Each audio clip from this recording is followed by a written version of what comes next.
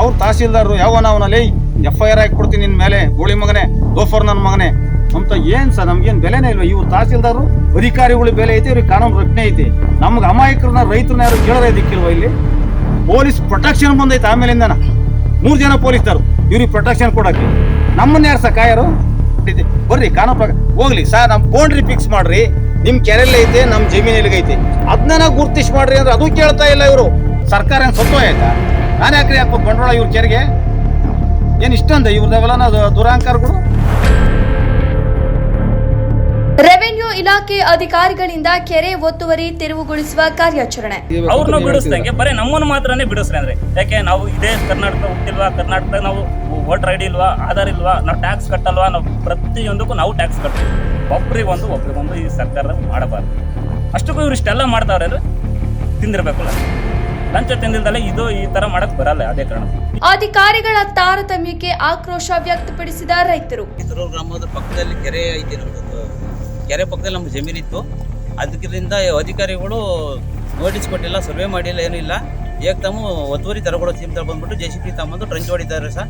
First notice ಕೊಟ್ಟು survey ಮಾಡಿ ಅಳತೆ ಮಾಡಿ ಕಲ್ಲು ಹಾಕಿ ರೈತರಿಗೆ ನೋಟಿಸ್ ಕೊಟ್ಟು ಬಂದು ತೆರವುಗೊಳಿಸ್ಬೇಕು. ಏಕಾಏಕಿ ಕಡ್ಕೊಡ್ಕೊಂಡು ಟ್ರಂಚ್ ಹೊಡ್ಕೊಂಡು ಬರ್ತಾವ್ರೆ. ಈಗ ತೋಟದ ಹತ್ರ ಬಂದರು ಟ್ರಂಚ್ ಹೊಡಿಯೋಕ್ಕೆ. ಸರ್ ನೀವೇನು ನಮ್ಗೆ ಬಿಡಬೇಡ್ರಿ, ನಮ್ಮದು ತೆರವುಗೊಳಿಸ್ದಂಗೆ ಎಲ್ಲರೂ ತೆರವುಗೊಳಿಸ್ರಿ. 5-6 ಜನದ ಐತಿ, ಎಲ್ಲರೂ ತೆರವುಗೊಳಿಸಿದ್ರೆ ಅವ್ರು ಎದ್ರಕೊಂಡು ಇಲ್ಲಿಗೆ ಸ್ಟಾಪ್ ಮಾಡಿ ನಿಲ್ಸ್ಯಾರ. ಹೈಕೋರ್ಟ್ ಹಾಗೂ ಲೋಕಾಯುಕ್ತ ಆದೇಶ ನಾವು ಪಾಲಿಸಬೇಕು, ತಹಶೀಲ್ದಾರ್ ಸ್ಪಷ್ಟನೆ. ರೈತರ ಮೇಲಿನ ದೌರ್ಜನ್ಯ ಎಂಬ ಆರೋಪ ಸತ್ಯಕ್ಕೆ ದೂರವಾಯಿತು. ಶಿರಾ ತಾಲೂಕು ಕಳ್ಳಂಬೆಳ್ಳ ಹೋಬಳಿಯ ತರೂರು ಗೊಲ್ಲರಹಟ್ಟಿ ಸರ್ವೆ ನಂಬರ್ 280/1-2 ಚಿಕ್ಕಿ ಈರಪ್ಪ ಹಾಗೂ ತಮ್ಮ ದೊಡ್ಡ ಈರಪ್ಪ ಇವರು ಕೆರೆಯನ್ನ ಒತ್ತುವರಿ ಮಾಡಿರುತ್ತಾರೆ ಎಂದು ರೆವೆನ್ಯೂ ಇಲಾಖೆಯ ಅಧಿಕಾರಿಗಳು ಹಾಗೂ ಸರ್ವೆ ಅಧಿಕಾರಿಗಳು ಏಕಾಏಕಿ ಸ್ಥಳಕ್ಕೆ ಬಂದು ರೈತರಿಗೆ ಯಾವುದೇ ರೀತಿಯ ಲಿಖಿತ ರೂಪದ ನೋಟಿಸ್ ನೀಡದೆ ಒತ್ತುವರಿ ತೆರವುಗೊಳಿಸಿ ಬೆಳೆಯನ್ನ ನಾಶ ಮಾಡಲು ಮುಂದಾಗಿರುತ್ತಾರೆ. ನಮ್ದು ತರೂರಿಂದ ಮೂಡುಗಡಿಕೆ ಆಲ್ಗುಂಟೆ ಕೆರೆ ಅಂತ ಬರುತ್ತೆ. ನಿಯರ್ ಹೊಸಕೆರೆ ಪಕ್ಕ ಇರೋದೇ ನಮ್ಮ ಜಮೀನು. 280 ಸರ್ವೆ ನಂಬರು. ಈ 3-4 ವರ್ಷದಿಂದ ತಹಸೀಲ್ದಾರು, ರೆವಿನ್ಯೂ ಸೆಕ್ರೆಟರಿ, ಅವರು RO ಇವರು ಅಂತ ಅವರು ಇರುವಂಥ 16 ಜನ ಕರ್ಕೊಂಬರ್ತಾರೆ ನಮ್ಮ ಪಕ್ಕದ ಜಮೀನರು. ಅವ್ರಿಗೆ ರೋಡ್ ಬೇಕು ಅಂದರೆ ನಾವು ನಮ್ಮ ಜಮೀನಲ್ಲಿ ನಾವು ರೋಡ್ ಬಿಟ್ಟು ಕೊಡೋಕ್ಕಾಗಲ್ಲ. ಓಡಾಡ್ತಾರೆ, ಕಾಲಲ್ಲಿ ಓಡಾಡ್ಕೊಳ್ಳಿ, ನಾವು ಬೇಡ ಅನ್ನಲ್ಲ. ಅದನ್ನು ಬಿಟ್ಬಿಟ್ಟು ಮಳೆಗಾಲದಲ್ಲಿ ನಾನು ಅಡಿಕೆ ಇರೋಕ್ಕೆ ಟ್ರ್ಯಾಕ್ಟ್ರ್ ಹೋಗ್ಬೇಕು, ಲಾರಿ ಹೋಗ್ಬೇಕು, ಅದು ಬೇಕು, ಇದು ನಾವು ಕೊಡೋಕ್ಕಾಗಲ್ಲ ಸರ್. ಇರೋದು ನಮ್ಮದು 3 ಎಕರೆ. ಇದನ್ನು ಬಿಟ್ಟರೆ ನಮಗೆ ಜಮೀನೇ ಇಲ್ಲ. ನಾವು ಓಡಾಡಕ್ಕೆ ನಾವು ಓಡಾಡಕ್ಕೆ ಇಟ್ಕೊಂಡಿದ್ದೀವಲ್ಲ ಟ್ರ್ಯಾಕ್ಟ್ರು. ನಮ್ಮ ಹೊಲ್ದಾಗ ಎಲ್ಲಿಂದ ತಗೋ ಹೋಗುತ್ತೋ ನಾವು ಎಲ್ಲಿಂದ ತಗೋ ಹೋಗ್ತೀವಿ, ಅಲ್ಲಿಂದ ಅವರು ಬರ್ರಿ, ನಾವು ಬೇಡ ಅನ್ನಲ್ಲ. ಅದನ್ನು ಬಿಟ್ಟು ಮುಂದೆ ಅಡಿಕೆ ತೋಟದಾಗ ಹೊಡಿಬೇಕು ಅಂದ್ರೆ ನಾವು ಬಿಡೋಕ್ಕಾಗಲ್ಲ. ಯಾರು ತಾನೇ ಬಿಡ್ತಾರೆ ಸರ್? ತಿನ್ನ ಅನ್ನೋದ್ಮೇಲೆ ಎದೆ ಮೇಲೆ ಕಾಲಿಕಾಗಿ ಯಾರು ತಾನೇ ಬಿಡ್ತಾರೆ? ಯಾರೂ ಬಿಡಲ್ಲ. ಇವರು ಇವತ್ತು ಬಂದಿದ್ದ ಅಧಿಕಾರಿಗಳೆಲ್ಲ ಏಕಾಏಕಿ ನಮಗೊಂದು ನೋಟಿಸ್ ಇಲ್ಲ, ಇನ್ನೊಂದಿಲ್ಲ, ಮತ್ತೊಂದಿಲ್ಲ, ಸಡನ್ನಾಗಿ JCB ತಗೊಂಬಂದ್ಬಿಟ್ಟು ಕಡ್ಗೊಡಿತಾ ಇದ್ದಾವ್ರೆ. ಕೆರೆ ಒತ್ತುವರಿ ನಾವು ಅಕ್ವೈರ್ ಮಾಡ್ಕೊಂಡಿರೋದು ಬಿಡಿಸ್ಕೊಂತೀವಿ ಅಂತಾನೆ. ಸರ್ಕಾರದ್ದು ಬಿಡಿಸ್ಕೊಳ್ಳಿ, ಬೇಡ ಅನ್ನಲ್ಲ. 281 ಸರ್ವೆ ನಂಬರ್ ಐತಲ್ಲ, ಇದೊಂದೇ ನಂಬರ್ ಆಗ್ಯಾನ ಇದು ಒತ್ತುವರಿ ಮಾಡ್ಕೊಂಡಿರೋದು ಕೆರೆನ. ಇನ್ಯಾರು ಮಾಡ್ಕೊಂಡಿಲ್ವಾ? 4 ಜನ ಒತ್ತುವರಿ ಮಾಡ್ಕೊಂಡವ್ರಿ. ನಮ್ಮನ್ನು ಸೇರಿ 5 ಜನ. ನಮ್ಮದು ಎಷ್ಟು? ಒಂದು 25-30 ಅಡಿ ನಾವು ಮಾಡಿರೋದು. ಅದನ್ನು ಬಿಟ್ಟು ನಮ್ದು ಅಮ್ಮಮ್ಮ ಅಂದ್ರೆ ಒಂದು 30 ಅಡಿಕೆ ಗಿಡ ಅಷ್ಟೇ ನಾವು ಇಕ್ಕಿರೋದು. ಅದನ್ನು ಬಿಟ್ಟು ನಾವು ದನ ಕರಿ ಮೇವು, ನಾವು ಒಟ್ಟಿ ರಾಗಿ ಪಾಗಿ ಕಡ್ಲೆಕಾಯಿ ಅಂತ ಬೆಳ್ಕೊಂತೀವಿ. ಅಷ್ಟು ಬಿಟ್ಟರೆ ನಾವು ಅದನ್ನೇನು ಮಾಡಿಲ್ಲ.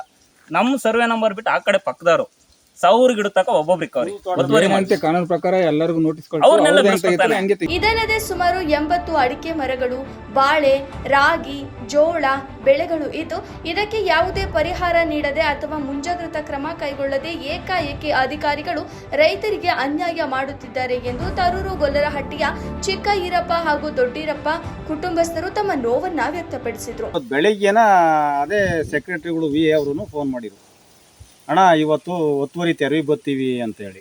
ಸರ್ ಸಡನ್ನಾಗಿ ನೀವು ಹೇಳಿರಿ ಹೆಂಗೆ ಸರ್? ನಾನು ಇವತ್ತು ಹಾಸ್ಪಿಟ್ಲಿಗೆ ಹೊರಟಿದ್ದೀನಿ, ನಾನು ಅಲ್ಲಿ ಹೋಗಿ ಎಕ್ಸ್ರೇ ಮಾಡಿಸ್ಬೇಕು, ಡಾಕ್ಟ್ರ್ ಕನ್ಸಲ್ಟ್ ಮಾಡಬೇಕು, ಇವತ್ತು ಆಗಲ್ಲ ಅಂದೆ. ಇಲ್ಲಣ್ಣ ಇವತ್ತು ನೀವು ಇರಲೇಬೇಕು, ಸರ್ವೇರ್ ಬರ್ತಾರೆ, RI ಬರ್ತಾರೆ, DT ಅವ್ರು ಬರ್ತಾರೆ ಅಂದರು. ಅದಕ್ಕಾಗಿ ಸುಮ್ಮನಾದೆ. ಬೆಳಗ್ಗೆ ತಿರ್ಗಿ 10:30 ಫೋನ್ ಮಾಡಿದ್ರು, ಅಣ್ಣ ಮನೆ ಹತ್ರ ಇದ್ದೀರಾ ಬರ್ತೀವಿ ಅಂದರು. ಸರ್ ನಮ್ಮ ಮನೆ ಹತ್ರ ಯಾಕೆ ಬರ್ತೀರಾ? ಅಲ್ಲಿ ಕೋಡಿ ಐತಿ, ಕೆರೆ ಕೋಡಿಗೆ ಬಂದುಬಿಡ್ರಿ. ಅಲ್ಲಿಂದ ಬೇಕಾದಷ್ಟು ತೋಟ ತುಡಿಕೆ ಎಲ್ಲ ಆ ಕಡೆಯಿಂದ ಐತೆ. ಇಲ್ಲಿ ನಮ್ಮದೆಲ್ಲ ಖಾಲಿ ಜಮೀನೇನ, ಸ್ವಲ್ಪ ತೋಟದ ನಮ್ಮದು. ಅಲ್ಲಿಂದ ಸರ್ವೆ ಮಾಡ್ಕೊಂಡು ಅಲ್ಲಿಂದ ತೆರವು ಮಾಡ್ಕೊಂಬಂದ್ರು ಸರಿಯಾಗುತ್ತೆ ಅಂತ ನಾನು ಹೇಳಿದೆ. ಅವರು ಸಡನ್ನಾಗಿ ಇಲ್ಲಿಗೆ ಬಂದಾಗ ಅಲ್ಲ ಸರ್ ನಾವು ಆ ಕಡೆಯಿಂದ ಬರ್ರಿ ಅಂದ್ರು. ನೀವು ಈ ಕಡೆ ಏನು ನಮ್ಮನ್ನೇ ಟಾರ್ಗೆಟ್ ಹಾಕಿದ್ದೀರಾ, ನಮ್ಗೊಂದು ನೋಟಿಸ್ ಕೊಟ್ಟಿಲ್ಲ, ನೀವೇನು ಇಲ್ಲ, ಯಾಕೆ ಸರ್ ಈ ಥರ ಅನ್ಯಾಯ ಮಾಡ್ತಾ ಇರಲ್ಲ? ಇಲ್ಲಿ ತಿಂಬ ಏನೈತೆ ಹೊಲ, ರಾಗಿ ಹೊಲ ನೋಡ್ರಿ, ನಿಮಗೆ ಕಣ್ಕಾಮಲ್ಲ. ನಾವೇನು ಅನ್ನ ಬೆಳಕಂತ ತಿಂತಾಯಿವಿ, ಏನು ಮಾರಾಟ ಮಾಡೋಕೆ ಹೋಗ್ತೇನೆ? ನಿಮ್ಮ ಕೆರೆನೇ ಆಗಿರ್ಬೋದು, ನಾವೇನು ಮಾರಕ್ಕೆ ಬರುತ್ತಾ? ಇಲ್ಲ ಅಪಾರ್ಟ್ಮೆಂಟ್ ಕಟ್ಟಿದ್ದೀವ, ಫ್ಯಾಕ್ಟ್ರಿ ಕಟ್ಟಿದ್ದೀವ, ಏನೋ ಬೆಳೆ ಬೆಳ್ಕೊಂಡು ತಿಂತಾ ಇದೀವಿ ರೈತರು. ನಮ್ಮ ಹೊಟ್ಟೆ ಮೇಲೆ ಯಾಕೆ ಹೊಡಿಚಿ, ಇದೆಲ್ಲ ಆದ್ಮೇಲೆ ತೆರವು ಮಾಡ್ಕೊಂಡು ನಾವು ಬೆಳೆ ಕೊಯ್ಕೊಂಡ್ಮೇಲೆ ನೀವು ಮಾಡಿದ್ರೆ ಆಗ್ತಿರಲ್ವಾ ಅಂತ ನಾವೆಲ್ಲ ಕೇಳಿದ್ವಿ.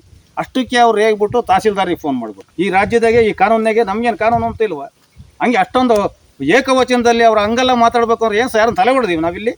ಅದ್ರ ಜೊತೆಗೆ ನಮಗೇನು ರಕ್ಷಣೆ ಇಲ್ವ? ಹಂಗಾರೆ ಈ ಕಾನೂನೊಳಗೆ ಈ ರಾಜ್ಯದಾಗೆ ನಮಗೆ ಏನು ಇಂಥ ಅಧಿಕಾರಿಗಳು ಇಷ್ಟೊಂದು ದುರುಪಯೋಗ, ದುರ್ಬಳಕೆ, ದುರಾಡಳಿತ ಮಾಡಿಬಿಟ್ರು ನಾವು ಎಲ್ಲಿಗೆ ಹೋಗ್ಬೇಕು ಹೇಳಿ ನೋಡೋಣ? ಅಮಾಯಕರು ರಕ್ಷಣೆನೇ ಇಲ್ವೇನೆ? ಹಂಗಾರೆ ನಾವು ಅವ್ರ ಮೇಲೆ ಯುದ್ಧ ಮಾಡಕ್ ಹೋಗಿದ್ದೀವಿ, ಇಲ್ಲ ಏನೋ ಬಾಯಿಗೆ ಬಂದಂಗೆ ಹೊಂದಿದ್ದೀವಿ. ಎಲ್ಲರ ಜಮೀನು ಅಳತೆ ಮಾಡಿ ತೆರವುಗೊಳಿಸಲಿ, ನಾವು ಕಾನೂನಿಗೆ ತಲೆಬಾಗುತ್ತೇವೆ.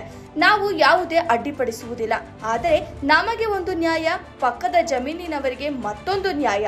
ಇದು ಸರಿನಾ ಎಂದು ಅಧಿಕಾರಿಗಳಿಗೆ ಪ್ರಶ್ನಿಸಿದ ಘಟನೆ ಜರುಗಿದೆ. ವರದಿ ಬೆಂಚೆ ಮಂಜು. ಏನ್ ಸರ್, ನಮ್ಮಕ್ಕೂ ನಾವು ಕೇಳಂಗಿಲ್ವಾ? ನಮ್ಮ ಜಮೀನು ಎಲ್ಲಿಗೈತೆ ಅಂತ ನಾವು ಕೇಳಂಗಿಲ್ಲ ನೋಡ್ರಿ. ನೋಡೋಣ, ಈ ಸರ್ವರ್ ಬಂದವ್ರಿ ಗುರ್ತಿಸಿ ನಮ್ದು ಎಲ್ಲಿಗೈತೆ ನಿಮ್ಗೆ ಎಲ್ಲಿ ಐತೆ ಅಂದ್ರೆ ಸುಮ್ಮನೆ ಏಕಾಏಕಿ ಕಡ್ಗೊಡಿಸ್ಬಿಡ್ರಿ. ಅವ್ರು ತಗೊಂಬಂದು JCB ತಗೊಂಬಂದು ಆಮೇಲೆ ತೋಟ ತಕ್ಕ ಬಂದ್ರು. ಈ ಘಟನೆಯ ಬಗ್ಗೆ ಶಿರಾ ತಾಲೂಕು ತಹಶೀಲ್ದಾರ್ ಆನಂದ್ ಕುಮಾರ್ ಅವರನ್ನ ಮಾತನಾಡಿಸಿದಾಗ, ಸರ್ ವಿನೋದ್ ಸರ್ ಮಾತಾಡ್ತಿರೋದು.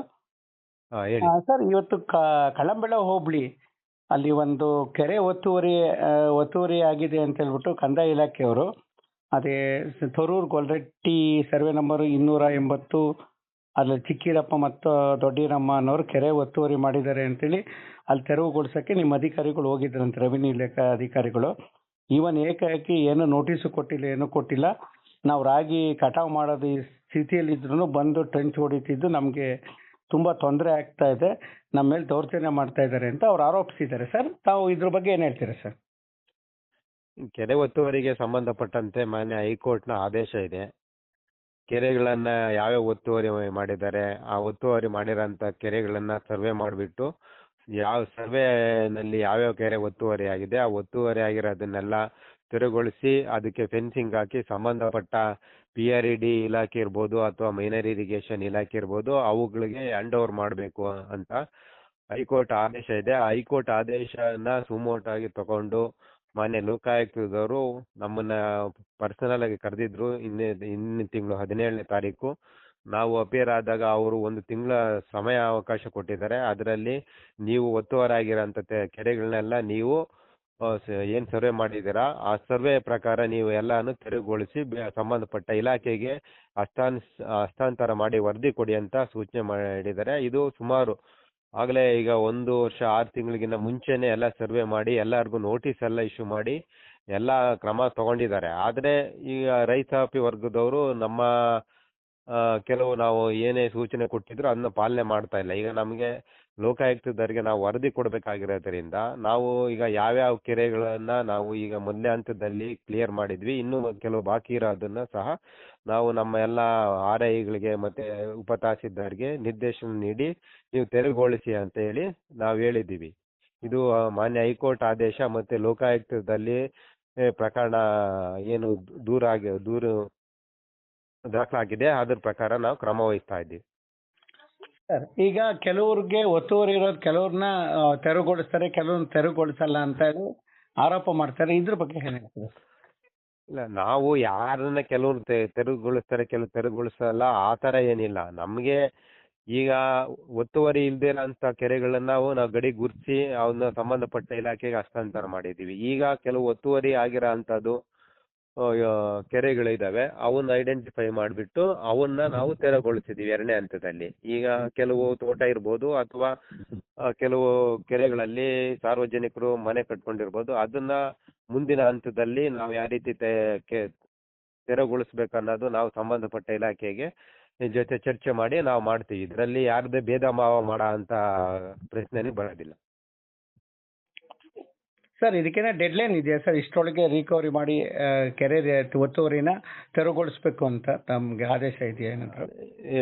ಈಗ ಇನ್ನಿನ ತಿಂಗಳು 17ನೇ ತಾರೀಕು ಲೋಕಾಯುಕ್ತರು ಕರೆದಾಗ ನಮ್ಗೆ 1 ತಿಂಗಳು ಸಮಯ ಕಾಲಾವಕಾಶ ಕೊಟ್ಟಿದ್ದಾರೆ. ಅದರಲ್ಲಿ ನೀವು ತೆರವುಗೊಳಿಸಿರೋಂಥ ಛಾಯಾಚಿತ್ರಗಳ ಜೊತೆ ಸಂಬಂಧಪಟ್ಟ ಇಲಾಖೆಗೆ ಹಸ್ತಾಂತರ ಮಾಡ್ತಿರೋ ವರದಿ ಒಂದಿಗೆ ಎಲ್ಲ ಸಂಪೂರ್ಣ ವರದಿ ಸಲ್ಲಿಸಿ ಅಂತೇಳಿ ನಮಗೆ ಅವರು ಲೋಕಾಯುಕ್ತದವರು ಸೂಚನೆ ಕೊಟ್ಟಿದ್ದಾರೆ. ಅದ್ರ ಪ್ರಕಾರ ನಾವು ಕ್ರಮ ವಹಿಸ್ತಾ ಇದ್ದೀವಿ. ಇದು ಎಲ್ಲ ತಾಲೂಕಲ್ಲೂ ನಡೀತಾ ಇದೆ. ನಮ್ಮ ತಾಲೂಕಲ್ಲೂ ಸುಮಾರು ಒಂದು 88 ಕೆರೆಗಳು ಇನ್ನೂ ಒತ್ತುವರಿ ತೆರವುಗೊಳಿಸೋದು ಬಾಕಿ ಇತ್ತು. ಅದನ್ನ ನಾವು ಎಲ್ಲ ನಮ್ಮ ಸಿಬ್ಬಂದಿಗಳು, ರಾಜಸ್ವ ನಿರೀಕ್ಷಕರು ಮತ್ತೆ ಉಪ ತಹಸೀಲ್ದಾರ್ ಏನಿದ್ರೆ ಅವರಿಗೆ ನಾವು ಯಾವ್ಯಾವ ಸದ್ಯಕ್ಕೆ ತೆರವುಗೊಳಿಸಕ್ ಸಾಧ್ಯ ಆಗುತ್ತೆ ಆ ಕೆರೆಗಳೆಲ್ಲ ತೆರವುಗೊಳಿಸಿ ಛಾಯಾಚಿತ್ರದೊಂದಿಗೆ ವರದಿ ಹಾಕಿ ಹಸ್ತಾಂತರ ಮಾಡಿ ಅಂತ ನಾವು ನಿರ್ದೇಶನ ಕೊಟ್ಟಿದ್ದೀವಿ. ಸರ್ ತೆರವುಗೊಳಿಸಕ್ ಸಾಧ್ಯ ಆಗುತ್ತೆ ಆ ಕೆರೆಗಳೆಲ್ಲ ತೆರವುಗೊಳಿಸಿ ಛಾಯಾಚಿತ್ರದೊಂದಿಗೆ ವರದಿ ಹಾಕಿ ಹಸ್ತಾಂತರ ಮಾಡಿ ಅಂತ ನಾವು ನಿರ್ದೇಶನ ಕೊಟ್ಟಿದ್ದೀವಿ. ಸರ್ ತೆರವುಗೊಳಿಸಕ್ ಸಾಧ್ಯ ಆಗುತ್ತೆ ಆ ಕೆರೆಗಳೆಲ್ಲ ತೆರವುಗೊಳಿಸಿ ಛಾಯಾಚಿತ್ರದೊಂದಿಗೆ ವರದಿ ಹಾಕಿ ಹಸ್ತಾಂತರ ಮಾಡಿ ಅಂತ ನಾವು ನಿರ್ದೇಶನ ಕೊಟ್ಟಿದ್ದೀವಿ. ಸರ್ ತೆರವುಗೊಳಿಸಕ್ ಸಾಧ್ಯ ಆಗುತ್ತೆ ಆ ಕೆರೆಗಳೆಲ್ಲ ತೆರವುಗೊಳಿಸಿ ಛಾಯಾಚಿತ್ರದೊಂದಿಗೆ ವರದಿ ಹಾಕಿ ಹಸ್ತಾಂತರ ಮಾಡಿ ಅಂತ ನಾವು ನಿರ್ದೇಶನ ಕೊಟ್ಟಿದ್ದೀವಿ. ಸರ್ ತೆರವುಗೊಳಿಸಕ್ ಸಾಧ್ಯ ಆಗುತ್ತೆ ಆ ಕೆರೆಗಳೆಲ್ಲ ತೆರವುಗೊಳಿಸಿ ಛಾಯಾಚಿತ್ರದೊಂದಿಗೆ ವರದಿ ಹಾಕಿ ಹಸ್ತಾಂತರ ಮಾಡಿ ಅಂತ ನಾವು ನಿರ್ದೇಶನ ಕೊಟ್ಟಿದ್ದೀವಿ. ಸರ್ ತೆರವುಗೊಳಿಸಕ್ ಸಾಧ್ಯ ಆಗುತ್ತೆ ಆ ಕೆರೆಗಳೆಲ್ಲ ತೆರವುಗೊಳಿಸಿ ಛಾಯಾಚಿತ್ರದೊಂದಿಗೆ ವರದಿ ಹಾಕಿ ಹಸ್ತಾಂತರ ಮಾಡಿ